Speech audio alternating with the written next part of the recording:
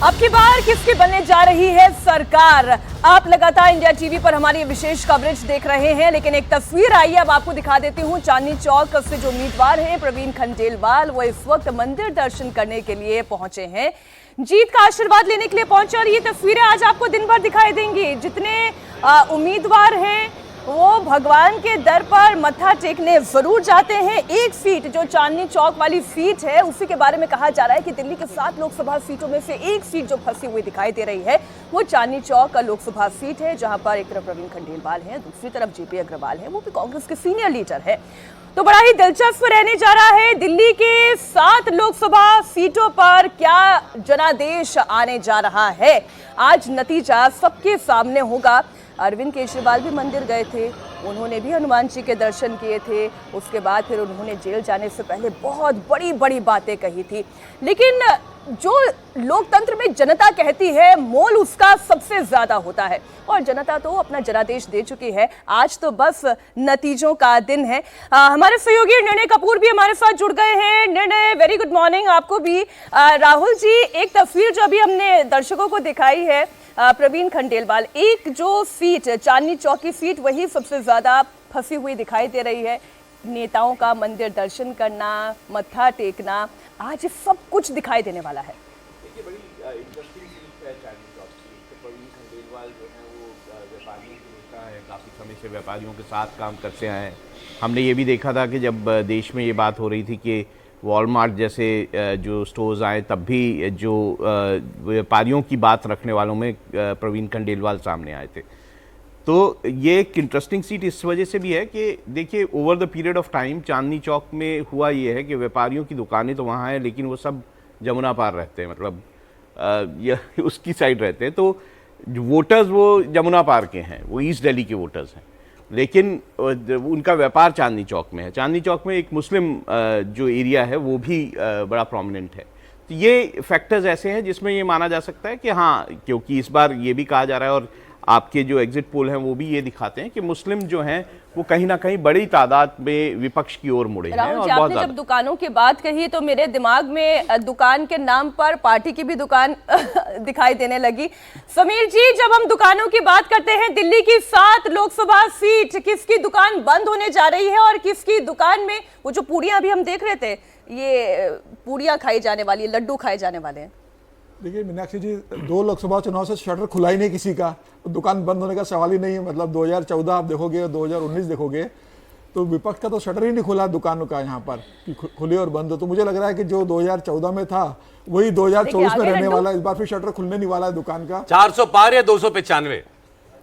Sir 400 पार तो मुझे मतलब थोड़ा मैं डावाडोल हो रहा हूँ, लेकिन ये सही है कि इस बार 300 पार भारतीय जनता पार्टी आराम से हो रही है। और 336 एनडीए मुझे लगता है कि पहुंचेगा आराम से, इसमें कोई दो राय नहीं है। और सभी दलों ने ये तो चुनाव एक युद्ध ही होता है, ये अहिंसक युद्ध है, बस ये कह सकते हैं। और सारी पार्टियों ने अपनी ताकत से युद्ध को लड़ा है।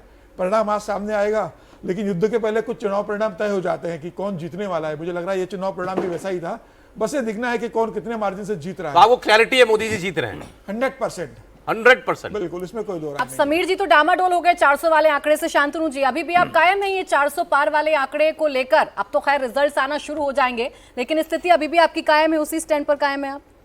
देखिए, जिस तरह से आप लोगों ने एग्जिट पोल दिखाया और बाकी सब चैनलों ने एग्जिट पोल दिखाया, तो रुझान तो सबको पता है। और लोकसभा चुनावों में ट्रेंड कभी खराब नहीं हुआ पिछले 2 बार से एग्जिट पोल्स का। तो मेरे ख्याल से 400 पार पहुंचता है तो हम लोग देखेंगे। लेकिन दूसरा, हमें जितनी बार चैनल पे आज इलेक्शन कमीशन को सैल्यूट करा जाए वो कम है।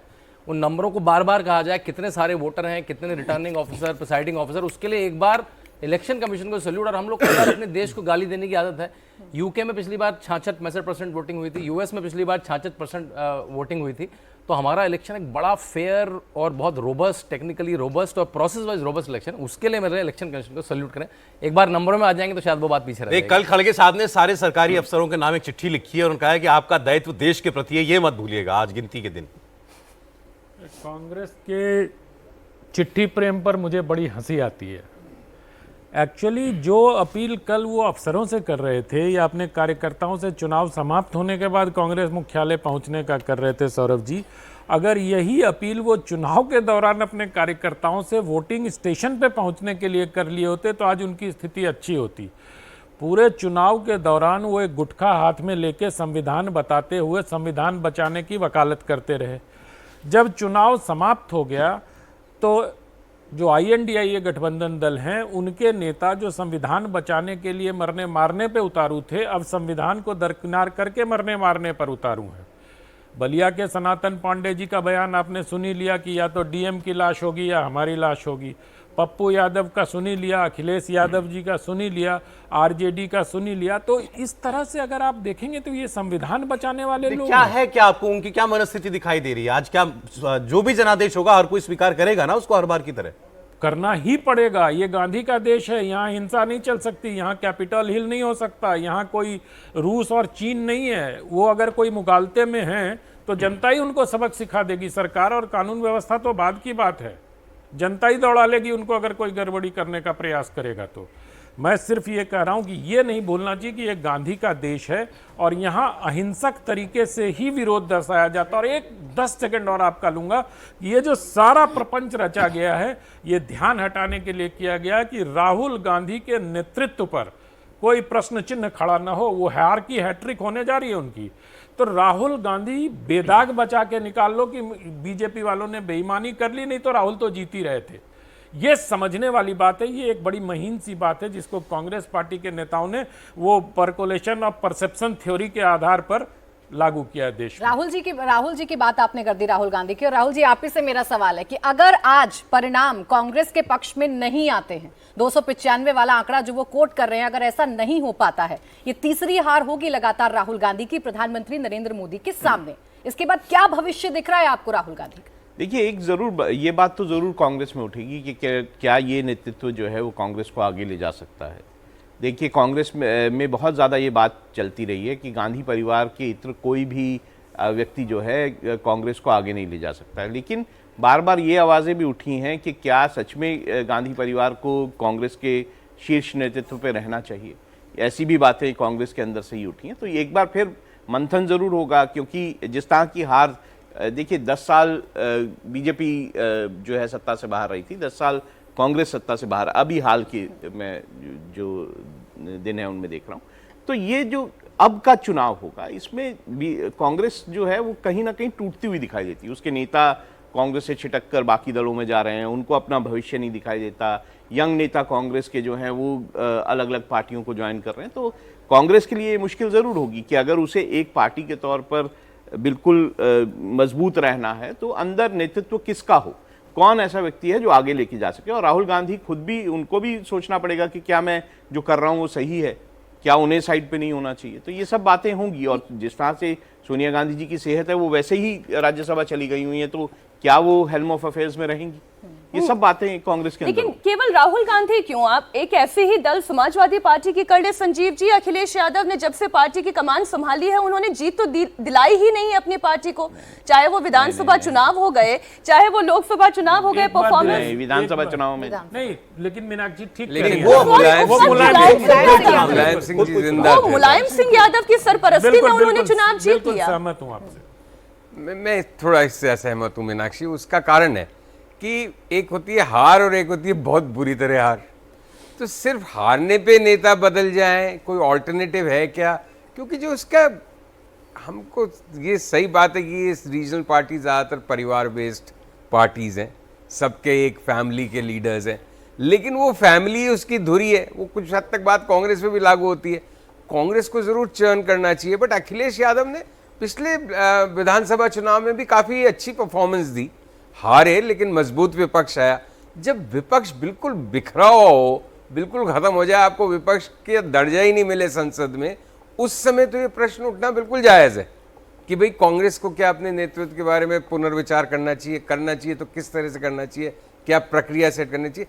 कांग्रेस की प्रॉब्लम, सॉरी मैं अखिलेश से हट रहा हूँ क्योंकि अखिलेश पे मेरा व्यू बड़ा स्पष्ट है कि नहीं, अभी इस बार उसकी क्या परफॉर्मेंस रहती है, अगले विधानसभा में क्या परफॉर्मेंस रहती है। हो सकता है अगर नहीं जीते, बुरी तरह हारे, तो अपने आप ही कोई नई परिस्थितियां पैदा होंगी, कोई नया दल निकलेगा वहां पे। कांग्रेस का इशू ये है कि मैं ऐसे बहुत लोगों को जानता हूं, जैसे आनंद जी भी यहाँ लगातार कहते हैं और भी बहुत लोग हैं, कि भाई कांग्रेस का जब तक उद्धार नहीं हो सकता तो ये गांधी परिवार काबिज है सत्ता पे। अब प्रॉब्लम ये है कि जो बाहर वाले हैं वो ये कहते रहे, लेकिन कांग्रेसी तो बोलेंगे हमारा उद्धार जब तक नहीं हो सकता जब तक गांधी परिवार है। कांग्रेसी घूम फिर के वहीं जाके अटक जाते हैं। और तो वो चर्न या आवाज या वो बदलाव वो अंदर से उठना चाहिए और उसके रास्ते में नहीं आना चाहिए गांधी फैमिली को। अगर उठाना अखिलेश यादव मैं एक बात कह देता हूँ, ये पहला ऐसा चुनाव होगा जब उनकी अंदरूनी परिवार की कलह जो है वो खत्म हुई है। अखिलेश यादव अकेले पूरी तरह से पार्टी पे हावी हैं। ये देखने वाला चुनाव होगा अखिलेश यादव के लिए। नहीं, अभी आपने कहा कांग्रेस के अंदर से आवाज उठे ना, उठी थी आवाज उठाने वाला यहाँ बैठा हुआ है, शहजाद पूना वाला, इन्होंने आवाज उठाई थी कांग्रेस पार्टी के खिलाफ। वैसे कांग्रेस अखिलेश यादव पर आप लोग सवाल पूछ रहे हैं। राहुल जी ने मध्य प्रदेश चुनाव के समय बोला था कि अरे छोटी सी पार्टी है यार, 4-6 जिलों की पार्टी है, इनके बारे में क्या बात करना।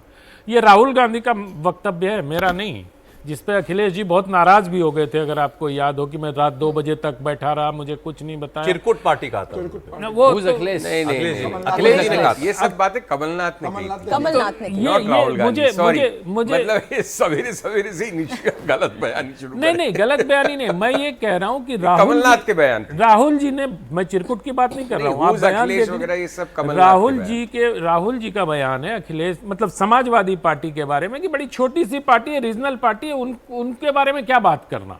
ये रिकॉर्ड पे है, अगर आप कहिएगा तो थोड़ा मेहनत करनी पड़ेगी। यूट्यूब पे आजकल थोड़े, मुझे ध्यान नहीं आ रहा वैसे। यूट्यूब पर राहुल गांधी कमलनाथ ने कहा था अखिलेश छोड़िए अभी, ये वो अखिलेश छोड़ कही थी दीजिए। इस पर हमने चूंकि डिबेट किया था, राहुल का ऐसा बयान हो तो आप जरूर खैर ये कोई अभी डिस्कशन का टॉपिक नहीं था। बहरहाल शहजाद पूना वाला, देखिए कांग्रेस पार्टी बड़ी होपफुल है। उन्होंने कहा कि भाई 295 इस वक्त इंडिया गठबंधन का हर नेता 295 का जो आंकड़ा है वो रट रहा है। मैं आपसे यहां चर्चा ये चल रही थी, अगर कांग्रेस तीसरी बार हारती है जो आप कह रहे हैं होगा, तो वो होगा तो कांग्रेस में क्या होगा? देखिए मुझे लगता है सौरभ जी 2014 का इलेक्शन उनके हाथ से गवर्नेंस गया, 2019 में रेलेवेंस गया और 2024 में उनका एग्जिस्टेंस खत्म हो जाएगा। क्योंकि आप एक चीज नोट कीजिए, हम लोग को थोड़ा सा और आकलन करना चाहिए। 2009 से लेकर 2024 आते आते कांग्रेस ने कोई नए वोट नहीं जोड़े हैं और भारतीय जनता पार्टी ने इस कालखंड में 7.5 करोड़ वोटर से आज वो 25 करोड़ वोटर पर खड़ी है। कई सारे पुराने टेम्पलेट से जिससे बीजेपी को देखा जाता था कि नॉर्थ की पार्टी है, ये सो कॉल्ड काउ बेल्ट की पार्टी है, ये हिंदू हिंदी की पार्टी है, इसका साउथ में कोई एग्जिस्टेंस नहीं है, ये ईस्ट में आ नहीं सकती, ये सारी पुरानी धारणाएं तोड़कर Bharatiya Janata party pan national party बनेगी। एक और चीज नोट कीजिए, अगर आज हमारा केरला से सांसद आता है तो ऐसा कोई राज्य नहीं बचेगा जहां पर भारतीय जनता पार्टी का लोकसभा सांसद नहीं होगा, जो बड़े स्टेट्स माने जाते हैं। और कितने स्टेट्स है जहां पर कांग्रेस को एक भी सांसद नहीं है और फिर भी कांग्रेस पार्टी नेशनल पार्टी और BJP party is a cow belt party. ये चीजें जो है, ये ट्रेडिशनल टेम्पलेट्स जो है पॉलिटिक्स का, वो बदलेगा और परफॉर्मेंस नॉट परिवार, इस टेम्पलेट को भी राजनीतिक दलों को स्वीकारना होगा। ये पॉलिटिक्स ऑफ परफॉर्मेंस के लिए मैंडेट है कि 10 साल बाद पूरी दुनिया में, थैचर देख लीजिए, टोनी ब्लेयर देख लीजिए, अब नतीजे आने के बाद इसका विश्लेषण भी होगा कि किसके सर पर जीत का सेहरा बनता है और कौन हार कर अपना मुंह लटकाकर वापस लौटता है। ये तो थोड़ी देर बाद स्पष्ट होना शुरू हो जाएगा।